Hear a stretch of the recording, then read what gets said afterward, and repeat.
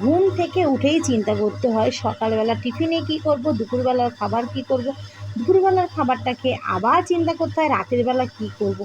এরই নাম সংসার, সারাদিন খালি রান্না রান্না রান্না, আর ভালো লাগে না।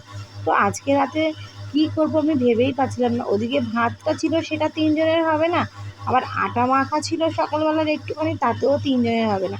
তারপর কী করি ভাবতে ভাবতে হঠাৎ মনে হলো যে না, অনেক দিন তো মানে জল ঢালা ভাত খাই না, তো আজকে একটু জল ঢালা ভাত খেয়ে নিই দুজনে, আমি আর ছেলে। কেন আমার বা জল ঢালা ভাত খেতে একদম পছন্দ করে না। তো ওর জন্য একটু দেখলাম ফ্রিজে ছোলার ডালও ছিল, তো সেটা ওর জন্য গরম করে রাখলাম, আর ওর জন্য রুটি করে নিলাম।